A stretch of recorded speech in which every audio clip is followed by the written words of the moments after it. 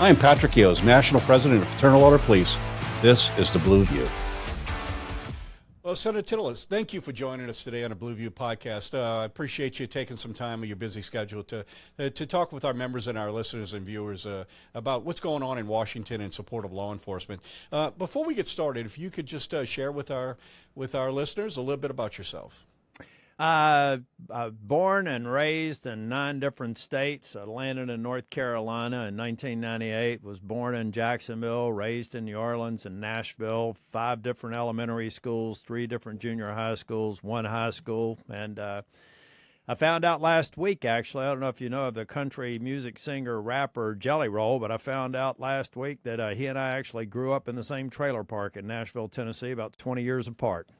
Yeah, I actually, it's interesting. I was actually on that panel and sat next to Jelly Roll. What a really profound story of a person turning his life around and for good. Just a very strong message there about the challenges facing drug addiction. So I appreciate your comments during that time as well, Senator. If we could, I'd like to dive in. There's quite a few bills that and some of them you are very much active in the Senate. Fighting for our law enforcement, so I'd like to try and dig into those a little bit. The Public Safety Officers Support Act. If you could talk a little bit about what it is and just where it stands and what we can do to help move it forward. I think just more broadly, I see a dangerous future if we don't find ways to stand up for law enforcement, to increase penalties for someone who intends to do harm to them, which is why I think it should be a federal crime and a 10-year sentence. If it ends in death, it should be a life sentence. We need to send a very clear message to law enforcement that Congress has their back, and the vast majority of the American people, when you cut through all the noise, are relieved when they dial 911 and they see a police officer on site. They don't fear them, they revere them. And I think that we have to cut through it because for some people, it's politically expedient to demonize the police and make them all seem bad. And I believe that we need to make sure that we're putting more money into training, more money into dealing with the inevitable behavioral health challenges that people can have with some of the traumatic situations they find themselves in, and make damn sure that if somebody does harm to a police officer, that we bring the full weight of the criminal justice system to bear on them and put them away. So that's really thematically what drives all of our policies here. But now let's talk about compensation too.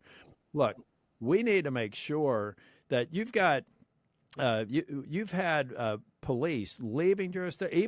Even in North Carolina, Asheville was one of our city councils that started hammering to defund the police and sanctuary cities, and police are the root of the problem. What happened? Police officers started leaving, and why not?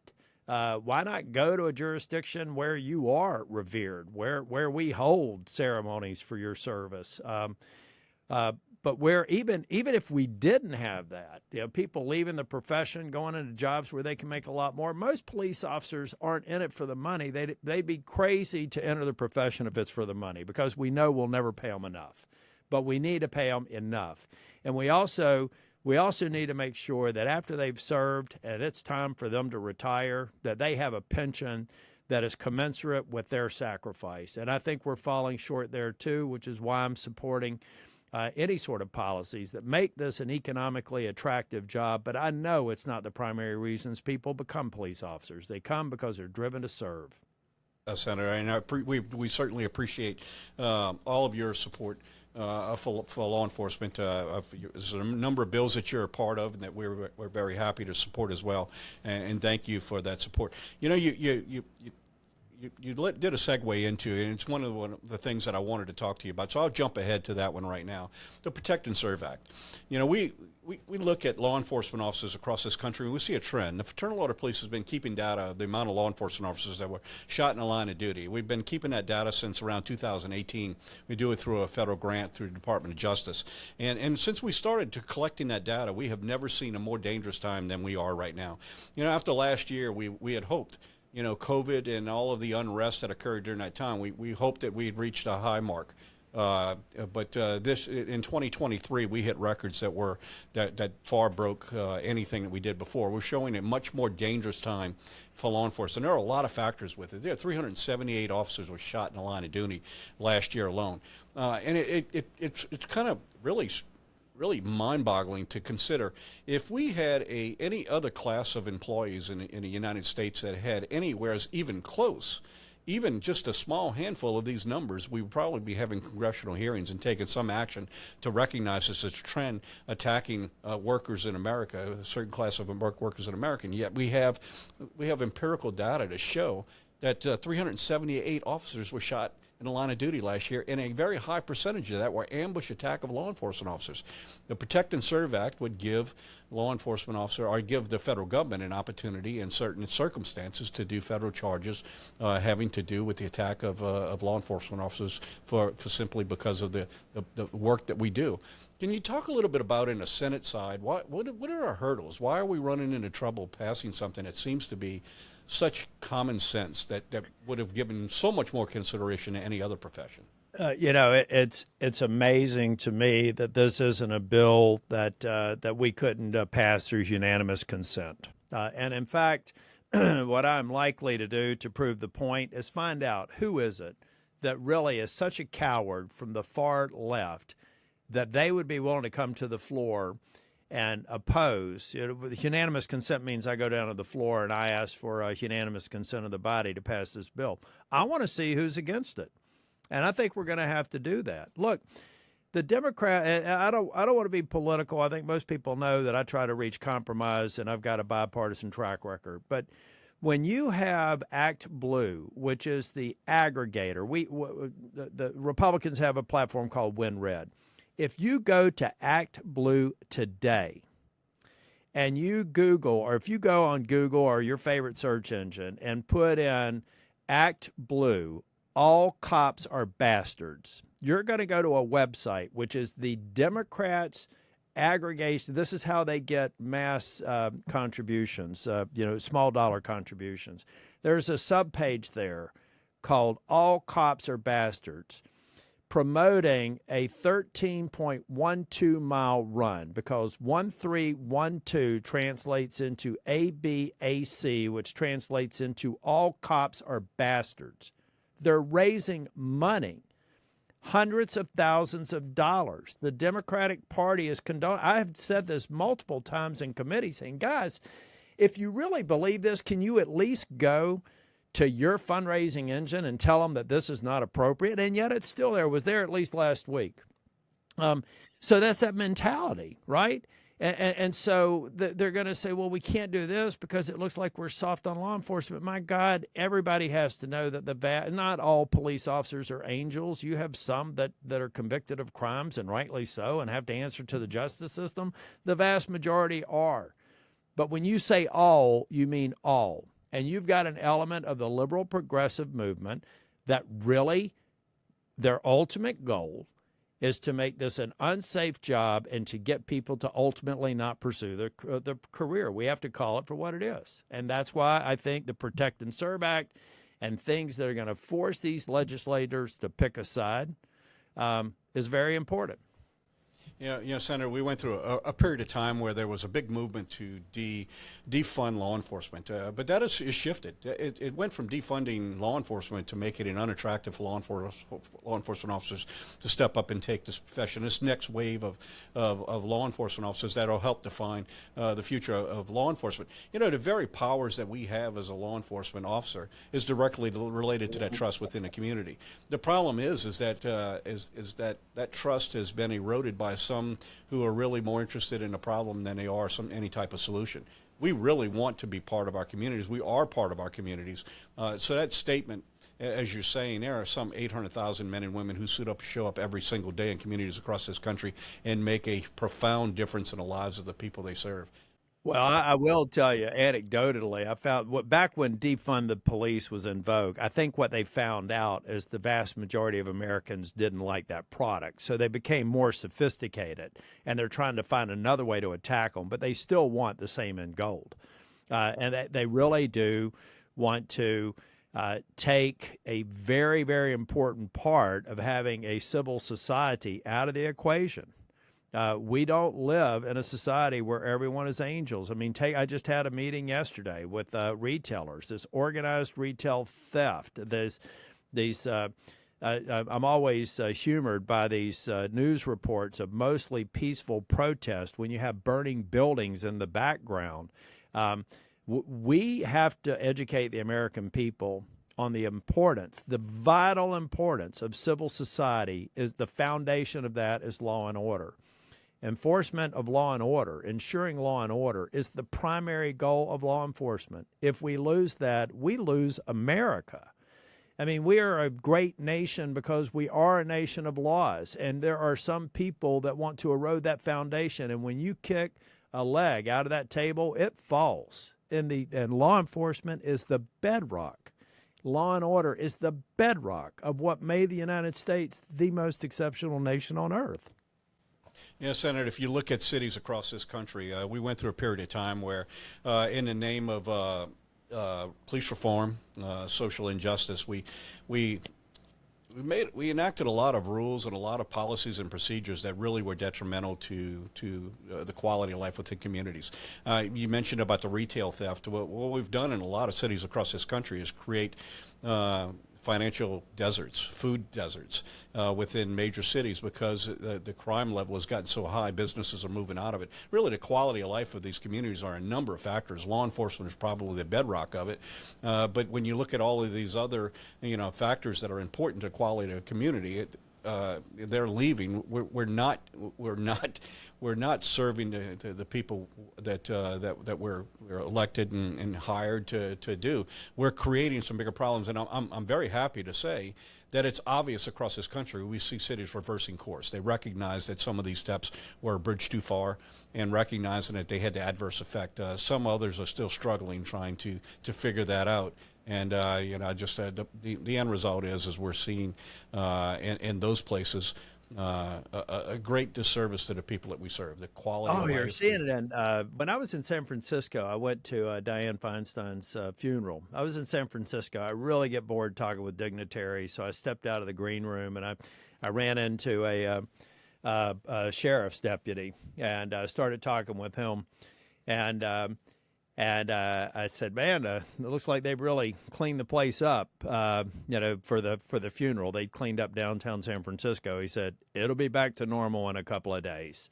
And we started talking about how San Francisco is not turning the corner. You have to step over. It's a very dangerous place to be. You have to step over homeless people. They're not taking care of the community, and they are in a serious state of decline. He was frustrated. He made it very clear to me that after he retired, and he was going to retire as soon as he was available, he was moving out of town. That's what happens to cities who disrespect law enforcement and don't enforce the laws. And we're seeing it in some of the great cities. They're going to be in a decline until they get this right. For North Carolina's part, we've actually gone to some of these cities far out west. I know of law enforcement agencies in North Carolina who have paid for billboards on the West Coast, say, come to North Carolina. We respect law enforcement. And so they're going to create a process that's going to take them a lot further down. I want to get back to that retail theft issue. There's the same people that think, well, they're mostly peaceful thieves. They're actually organized by groups who are taking advantage of people with addiction, with other challenges, organizing these thefts, and then sending them into these stores. What's happening now is you're seeing unserved and underserved areas. I mean, they're targeting, they are destroying the very communities that we're trying to lift up because they're targeting communities on the margins to begin with. So now you wait a year or two, and when you no longer have a grocery store or a Walmart or a Target in a community that's unserved to begin with, just look in the mirror, because that elected official who is allowing this kind of theft to run rampant is ultimately responsible for taking choices away from those communities that are at risk. Senator, you talk about people on a margin. I'm going to bring up a class of people or a group of people that are on the margin. They're struggling every single day, and that's those small mom and pop operations that are out there, the small stores, the small, these small, partners within communities. How many, they're already on the margin. They're already struggling trying to make ends meet. How many of these so-called non-violent thefts can they sustain before they find themselves out of business? Who's speaking for them? Where do their concerns fit into any of this equation? You're going to lose them. There was a news report in Charlotte about a month and a half ago. It was back in, I think, early December, of this guy who had gotten his life. He'd been in the criminal justice system, got out, made an investment in a tennis shoe store in Charlotte, in an at-risk community. And he was hiring the right sort of people, very positive, giving away free Nike tennis shoes for people who brought in a good report card. I mean, you're talking about just salt of the earth, giving back to a community, trying to do better. It had been the target of 3 organized thefts like we're talking about. They had the people on video. These people even had the audacity to steal the presents from a box that he had for people giving donations to give gifts to at-risk families. I don't know how long he can last. Maybe because he got some visibility, some people will help him out. But these small businesses that are willing to go back and reinvest, many of them have roots in the community. They're trying to provide people with a path out. They're trying to give them an idea of what's beyond the circumstances that they were born into. But they're going to diminish. There's only so much sacrifice that these folks can make until they maybe have to go get a job or set up shop somewhere else where they think they can be safer. I mean, that is a real life example that I saw in Charlotte, North Carolina, and it wasn't clear to me that he was going to make it after this last theft. Yeah, and employers also have a responsibility for the safety of their own employees. That's right. And that's why we're seeing a lot of these retail places shut down as well. They no longer. And people are dying. I mean, I met with Home Depot recently. They've literally had senior citizens who've come in as well, greeters or whatever. People have died. I mean, this is a deadly trend that has to stop. As no doubt. And I thank you for your efforts on that. Yeah, Senator, you've also been a big supporter of the Public Safety Officer Support Act. Can you talk a little bit about it and where we are in Congress? Yeah, I mean, we've got. I actually weighed into this when I was Speaker of the House for firefighter pensions. I mean, we've got to do the right thing. I think it is objectionable to think that we would ever discount or reduce the opportunity to provide law enforcement, first responders, firefighters with a maximum pension benefit after they're done. And I think we have to look at both state and local solutions to it to, I think, get it right. So, count me in for trying to figure out the federal fix to it. If you're in North Carolina, count me as an unpaid lobbyist to get the state of North Carolina to do the right thing or make it financially more attractive. If we don't, we're gonna see a serious decline in our pipeline going forward. Yeah, Senator, you bring up a good point, and I appreciate your work on pensions.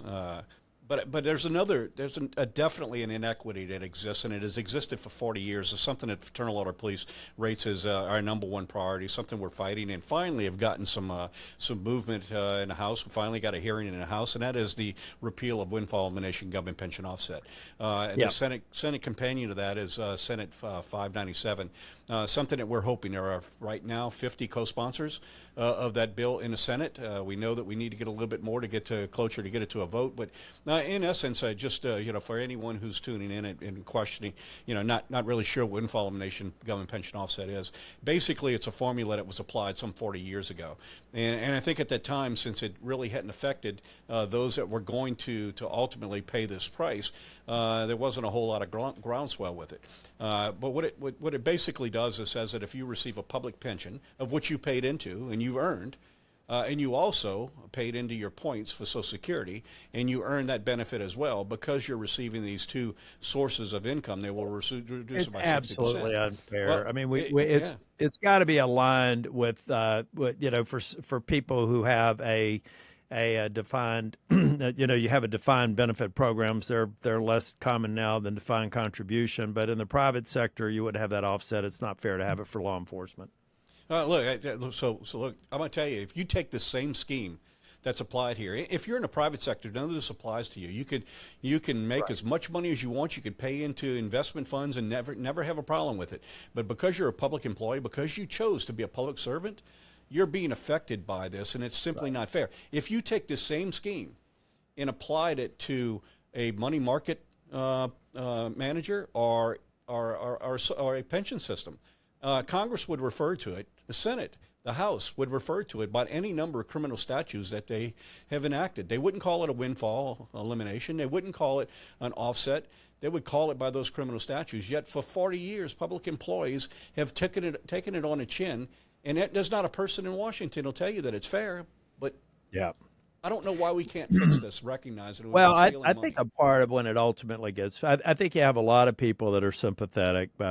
What you end up having to do is take a look at how you pay for it. I think a part of the way then you pay for it is we have to look at the broader issue of what we need to do to make sure Social Security, in this case, is on sound footing. I, for one, think that if we're really going to get serious about avoiding what I think is going to be a fiscal calamity over the next 10 years, we got to get our debt under control. And one of the ways we get debt under control is taking a look at Social Security, doing the right thing, not breaking promises, but making it solvent 75 years out. When you do that, you're going to look, you made me think about it, like when you have somebody that's enormously successful, I don't have any problem. I've been blessed to come out of a trailer park to a point to where before I got into the Senate, a reasonable level of financial independence. I have no problem with saying that there are certain people that have achieved such a level that maybe you're not going to get the same. You're going to have a cap on your Social Security benefit as long as you have access to wealth that's going to make you live well. By doing that, police officers are never going to fit into that category because they never made enough money to actually fit that threshold test. But through that savings alone, you would have more than enough to pay for the offset. I know that's very geeky, very businesslike, but at the end of the day, the reason we haven't gotten it done to this point is people need to come up with a strategy for a pay for, and I think that's one of them. Well, and I appreciate that. I'll just I'll end it by just pointing out the fact that it's theft. To expect public employees to offset and somehow balance the Social Security system, as no other class of employees are asked to do this other than public employees. And it's just not fair. I can tell you where the money comes from. It came out of the paychecks of public employees across this country, police, fire, teachers, any municipal employees across this country that were exempt from Social Security and then found themselves paid into it at some point. They paid into the system like every other American and should get the same benefit as every other American. Not looking for any handouts. We're not looking for anything other than fairness. Same thing that every other American. I appreciate and I think, and I think it's also, look, it's a part of recruiting. If you take a look moving forward, this is a part of something that may get people to make that sacrifice, but not make it a fiscal sacrifice on the back end of their career. Well, you mentioned, and there's a lot of activity you've done in the Senate to recognize the recruiting and retention problems. We're in an existential crisis in law enforcement. That next wave of law enforcement is just simply not stepping up at the numbers that we need in order to be able to sustain our profession. But it is a hindrance. Windfall elimination government pension is an offset because basically it's telling those workforce out there that have already paid into the Social Security system that if you come over to certain agencies in this country, the mostly state and local jurisdictions, you're basically in essence giving away a portion of your Social Security benefit. It's something that needs to be fixed. Appreciate your work with it and hard work you've done. Senator, I also want to recognize something that you were a part of and thank you for it. And that is, law enforcement officers are exposed to a lot of invisible trauma just by simply the nature of our work that most people when they have, experienced trauma, it can change them both physically and mentally. Well, law enforcement officers have so many more exposure episodes of this trauma than an average person, and it takes its toll on law enforcement officers. And I'm very happy to say that we finally have reached a point now where we can talk about these issues, recognizing that we're damaging, law enforcement, public safety employees to an extent that in many cases we lose more. It's that fact that we don't like talking about because it's uncomfortable. We lose more law enforcement officers at their own hands than we do by felonious action just because of the damage that's being done because of the repetitive exposure to this trauma. And I want to thank you for helping Congress recognize that the PSOB benefits under certain circumstances for our law enforcement officers. We have a moral and a fiduciary responsibility to recognize the damage that's being done in the service of others, and I want to thank you for your help with that as well. Senator, if you could, is there any other things in the Senate that law enforcement related that could be helpful for us that you would like to share with our viewers and listeners? Well, I just want anybody listening to this to know that the vast majority of the members of the Senate admire and revere you. There's a handful who they've kind of gone underground, but they would like to undermine what you're doing. But you should know that the U.S. Congress has your back, and that we need to continue to call people out who are trying to undermine the confidence of the American people. The vast majority of the American people are behind you. They respect what you do. And on the last point on mental health, guys, having a trauma is not something you choose to do. It's something that you have to learn to manage. And admitting, I think it takes courage and strength to admit that you have a challenge. And I would encourage anyone that's experiencing any challenges that are a result of your job or even your home life, know that getting help, you're setting an example. You're getting more people to get help. It not only benefits other people in the profession, it benefits people in the community. If we're honest with ourselves, a lot of crime, a lot of the things that police officers have to deal with are rooted in behavioral health. Let's start recognizing this is an illness no different than cancer. You have a challenge, you need to fix it. So we're not only in a position to reduce suicides from people who have witnessed these challenges, but maybe we reduce crime by normalizing the concept that sometimes the brain needs help, and it's not a weakness, it's not something to be embarrassed about, it's no different than fixing a bad knee. Well, Senator, I appreciate your comments, and I will tell you that not only does Congress support law enforcement overwhelmingly, the American public does. And poll after poll after poll shows that. 100%. Unfortunately, there's a small segment that tend to demonize law enforcement, and that demonization has taken its toll on law enforcement. I'll leave you with one little anecdote. On January the 6th, I was the last member of the Senate out of the chamber. One thing I witnessed when we were about to exit, some of the people who had been sympathetic to the defund the police movement were the first ones to wrap their arms around a Capitol police officer and to get out of that chamber. So at the end of the day, even those who are trying to play political games and say defund the police, they know that police protect and serve. Senator, if you look at the quality of life in any community, there are a number of factors. And every one of those factors is just as important as the other. Public safety probably plays a larger role in that as well. But I think the reality is you take away any one spoke on that wheel, and it is not going to spin correctly. And so, when it comes to finding solutions to problems, I am confident that there's not a single thing that we can't fix if we can come together with the common goal of the end result. Unfortunately, there are some that would rather and benefit from not finding a solution to this, and that's unfortunate, and it's costing people their lives. It's easy to talk about numbers, talk about crime. It's talking about the number of homicides we see in major cities across this country. You talk about numbers all you want because numbers are impersonal. But every one of those numbers, every one of those victims of those supposedly nonviolent crimes, those retail thefts and all, every single one of those is a person, somebody affected by it. And that's the thing we lose. So, Senator, thank you for taking some time. I know that you're extremely busy. I appreciate you spending some time to talk about these issues that are important to us. And I want to thank you for all that you do in Congress and in the Senate for fighting for America's law enforcement officers. Well, thank you, and thanks for being a part of the Finance Committee hearing. You got it. Thank you. And to our viewers and listeners, thank you for tuning in to the Blue View Podcast, where we talk about the issues that are so vitally important to the men and women who suit up and show up every single day in communities across this country and make a difference in your lives. Thank you. Be sure to subscribe on Apple Podcasts, Spotify, or anywhere else you get your podcasts. To get the latest from the National FOP, make sure to follow us on Twitter and Facebook at GLFOP and on Instagram at FOP National. Thanks again. We'll see you next time.